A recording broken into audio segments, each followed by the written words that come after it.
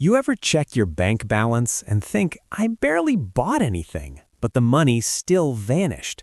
Here is the wild part. A spending tracker can make that problem worse if you use it the wrong way, and there is one tiny mistake that makes most trackers lie to you without you realizing it. I'll show you what it is, but not yet, because you need the setup first. Picture this. You decide to get serious. You download an app or open a spreadsheet. You track for 3 days. You feel proud. Then a week later, you're back to guessing and hoping.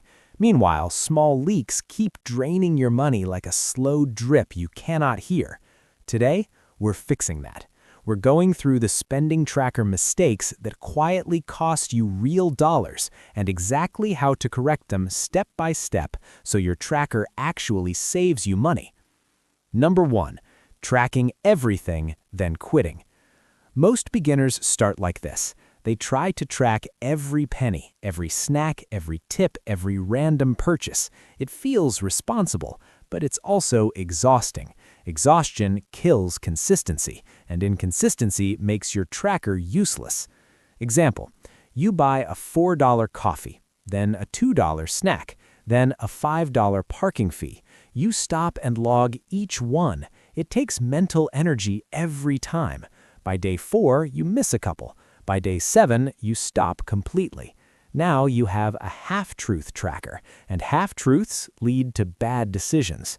Fix it, step by step. First, track only the big categories for 7 days: housing, food, transportation, subscriptions, and everything else. Second, set a 2-minute daily check-in, same time every day. Third, after 1 week, add detail only where you need it, usually food, shopping, and subscriptions. Your goal is not perfect data. Your goal is consistent data. Number 2, waiting until the end of the month. If you wait until the end of the month to review spending, you're basically watching a replay of a game you already lost. Example, you planned to spend $400 on groceries. Halfway through the month, you're already at $350. If you don't check until day 30, you don't get a chance to adjust. The money is gone. Fix it, step by step. First, do a midweek glance. Pick 2 days like Wednesday and Sunday. Second, look at just 2 numbers, total spent so far and top category.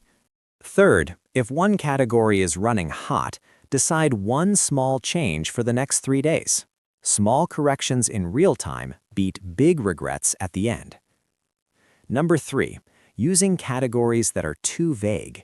Miscellaneous is where budgets go to die. When everything is other, you learn nothing. Your tracker becomes a junk drawer. Example, you log 5 purchases as other: a streaming subscription, a birthday gift, a pharmacy run, a delivery fee, and a late fee. That is 5 different behaviors, but your tracker shows one foggy category, so you cannot fix the real issue. Fix it, step by step. First, limit yourself to 8 to 12 categories. Second, name categories by purpose, not by store. Third, create one category called fees and interest. This one hurts, but it is powerful because it shows avoidable money loss. When your categories tell a story, you can change the ending. Number 4, not separating needs from nice-to-haves. Beginners often try to cut spending without knowing what is truly flexible. Example, you see food is high, so you panic and try to cut groceries, but the real problem was takeout, delivery fees, and random convenience snacks. Groceries were not the enemy. Fix it, step by step. First, split key categories into 2 layers. Food becomes groceries and eating out. Transportation becomes gas and rideshare or parking. Second, keep your need categories stable. Third, focus your experiments on the nice-to-have categories. You do not need to live miserable to save money. You need to cut the right things. Number 5, ignoring cash and small payments. Small payments feel invisible. That's why they're dangerous. Example, you grab a quick snack, pay cash, and don't log it. You leave a small tip, don't log it. You pay a friend back through an app, don't log it. At the end of the month, you're missing $50 to $200 and you feel confused. Fix it, step by step. First, use one rule. If money leaves your hand, it gets logged. Second, keep a tiny cash notes category. Third, do a weekly cash reset. Count what is left and log the difference.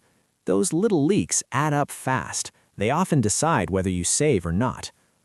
Number 6, treating refunds like free money. Refunds are not income, they're spending you reversed. Example, you buy shoes for $80. You return them. You get $80 back. If you log the refund as income, your tracker says you earned $80.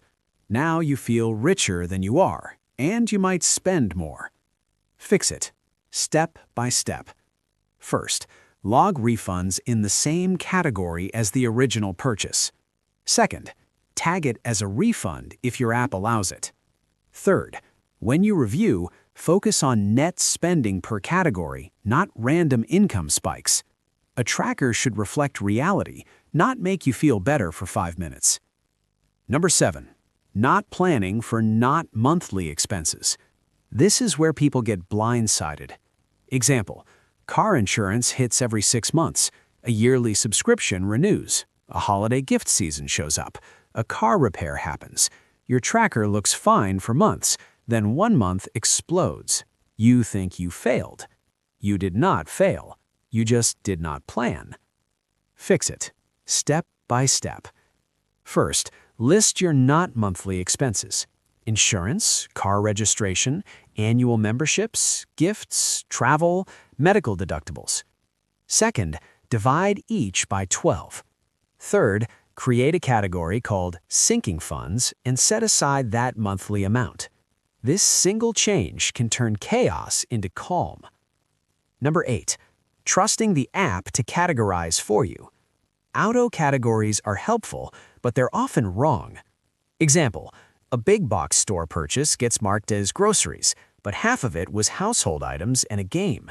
Now your grocery spending looks inflated, and you try to cut food when the real problem was shopping.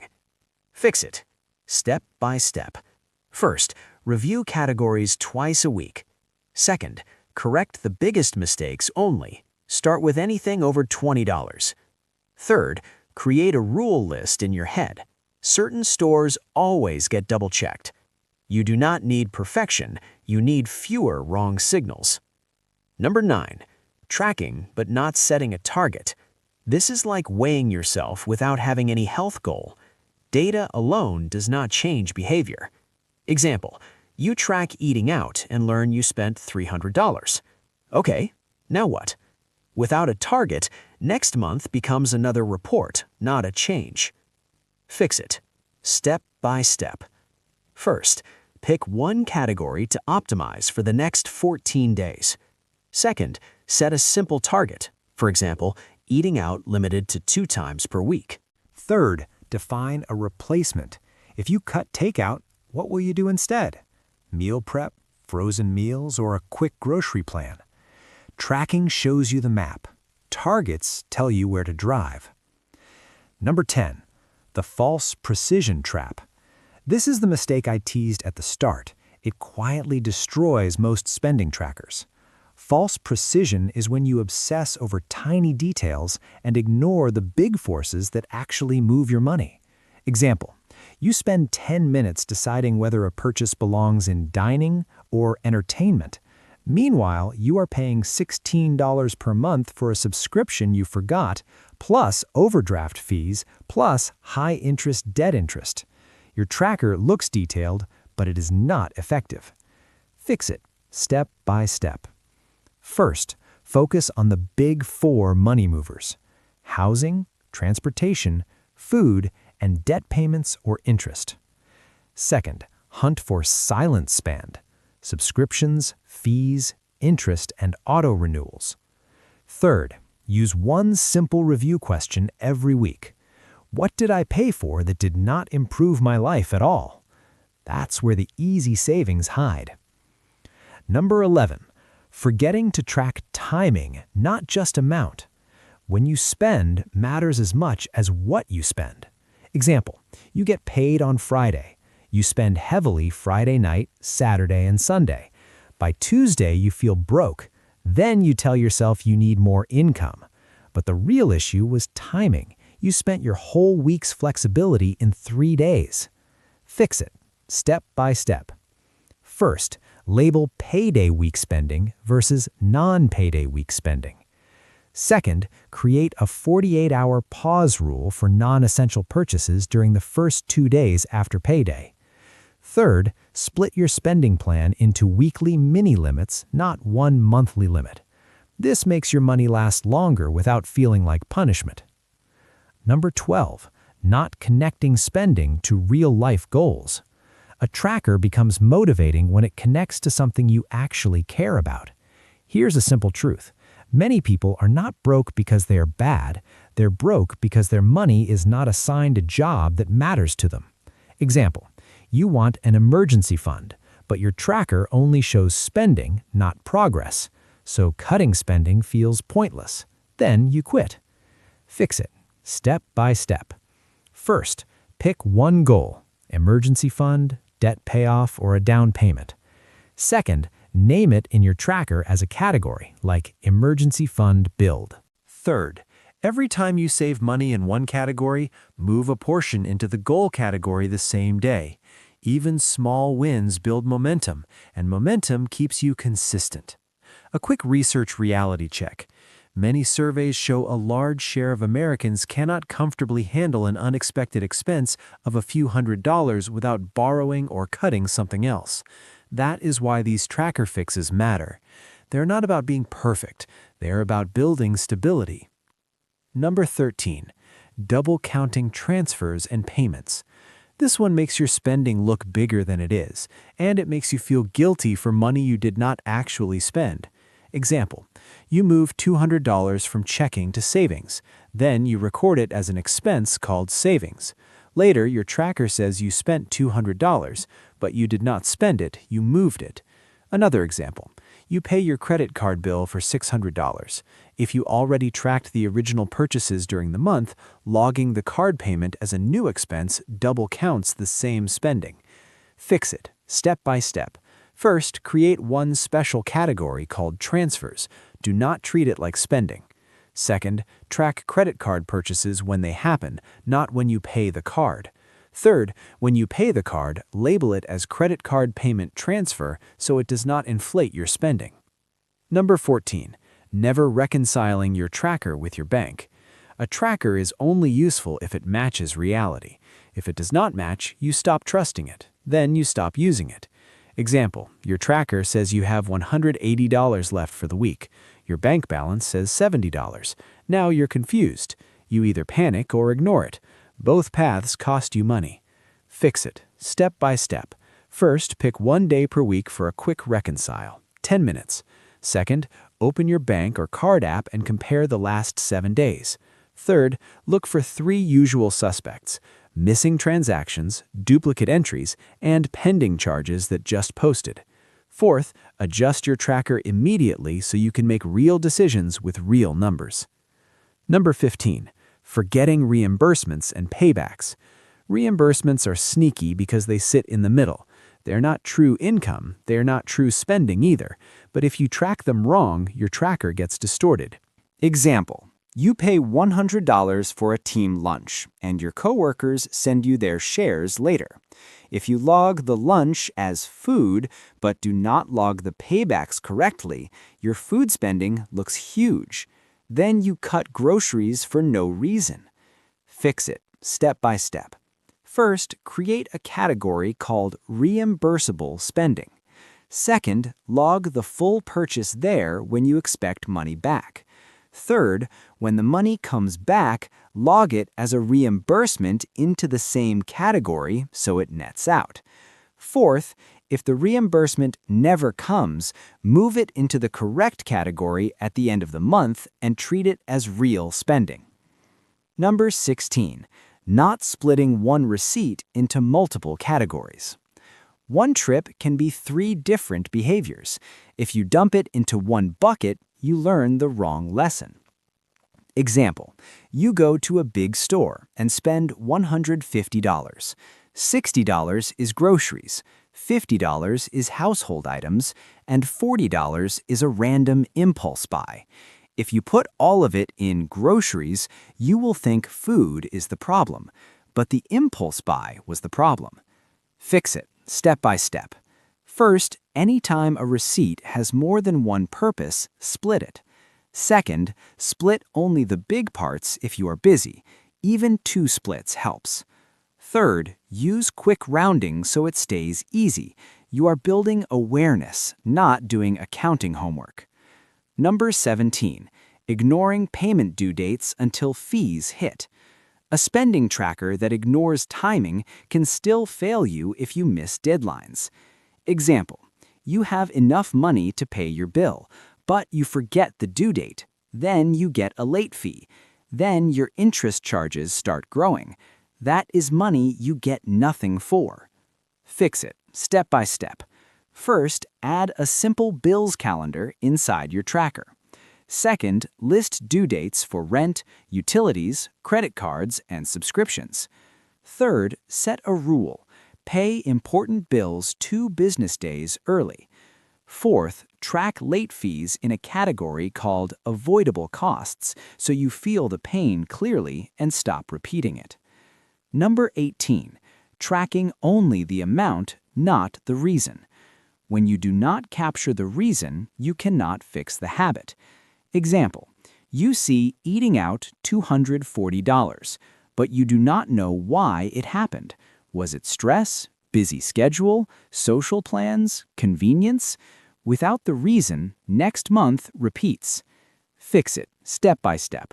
First, add a tiny note for your top 3 problem categories. Second, use short tags like tired, celebration, ran late, forgot lunch. Third, review those tags once a week and choose one pattern to solve. If ran late shows up a lot, your fix is a 5-minute dinner plan, not willpower. Number 19, letting household or shared spending get messy. Shared spending can quietly double your costs if you do not set clear rules. Example, you and a roommate split groceries. Sometimes you pay, sometimes they pay. Nobody tracks who owes what. Over time, you usually end up paying more. Not because anyone is evil, because messy systems always drift. Fix it step by step. First, choose one method for shared expenses. Alternate weeks or settle up weekly. Second, track shared purchases in a category called shared spend. Third, do a weekly settle. 5 minutes, no drama, just math. Fourth, keep it simple. If it feels complicated, it will not last. Number 20, only looking at total spending instead of patterns. Totals tell you what happened. Patterns tell you why it keeps happening. Example, you spend $2,000 this month. That number alone does not help you. But if you notice every month you spike on weekends, or every month your spending jumps during the last 10 days, now you have a pattern you can attack. Fix it step by step. First, review your tracker in 3 views: by category, by week, and by day type. Second, circle one pattern that repeats. Third, set one simple rule to interrupt it. If weekends are the spike, plan one low-cost default fun option before the weekend starts. You do not need a perfect tracker. You need a tracker that tells the truth and helps you act before the damage is done. If your numbers feel confusing right now, start with just 2 fixes this week. Stop double counting transfers and reconcile once. That alone can make your tracker feel real again. Which of these new mistakes do you think is quietly costing you the most money right now?